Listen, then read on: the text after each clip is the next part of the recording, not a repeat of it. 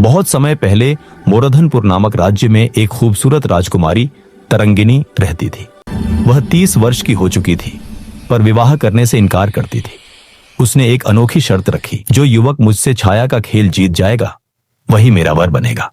हारने वाले को सजा-ए मौत मिलेगी।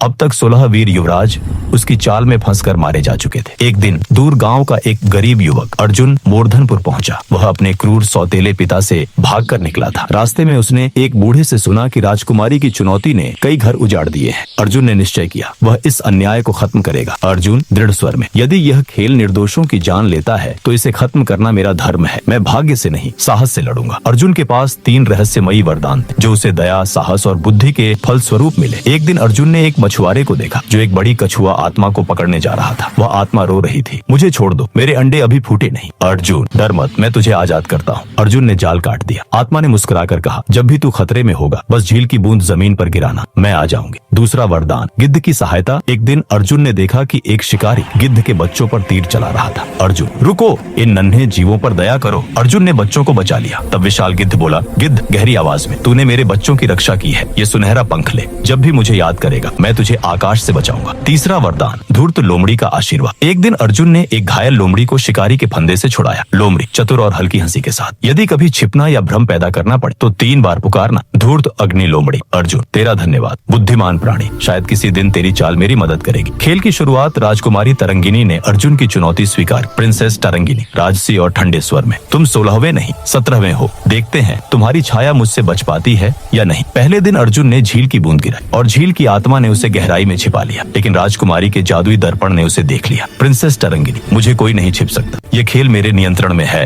राजा गंभीर स्वर में, उसे एक और अवसर दो, क्योंकि यह बहादुर है। दूसरे दिन अर्जुन ने सुनहरा पंख हवा में उड़ाया। गिद्ध उतर आया और उसे बादलों के ऊपर ले गया। फिर भी दर्पण ने बादलों को चीरकर उसे देख लिया। प्रिंसेस तरंगिनी फिर हार गए। वीर अर्जुन, अर्जुन थोड़ा मुस्कुराकर, अब की बार जीत दिमाग की होगी, जादू की नहीं। तीसरा प्रयास, लोमड़ी की योजना। अर्जुन धीरे से, धूर्त अग्नि लोमड़ी, धूर्त अग्नि लोमड़ी, धूर्त अग्नि लोमड़ी। लोमड़ी तेज फुसफुसाहट में, अब बुद्धि से जीतना, जादू से नहीं। मैं तेरा चेहरा 100 बार बना दूंगी। राजमहल के नीचे सुरंग भी तैयार है। अगली सुबह अर्जुन उन सुरंगों में छिप गया और लोमड़ी ने अपने जादू से 100 अर्जुन बना दिए। प्रिंसेस तरंगिनी भ्रमित होकर, ये क्या, दर्पण में 100 अर्जुन दिखाई दे रहे हैं। क्रोधित स्वर में, यह कैसे संभव है। दर्पण भ्रम में पड़ गया और टूट गया। प्रिंसेस तरंगिनी कांपती आवाज में, मैं हार गई। अर्जुन धीमे और कोमल स्वर में, हार तुम्हारी नहीं अहंकार की है। राजा ने दोनों का विवाह करा दिया। राजकुमारी ने दर्पण तोड़कर राज्य से मृत्यु के नियम हटा दिए और कहते हैं, जिस दिन झील में चांद साफ दिखे, अर्जुन और तरंगिनी की परछाइयां अब भी नृत्य करती है। यह थी राजकुमारी और छाया का खेल, दया, साहस और बुद्धि की अमर कथा।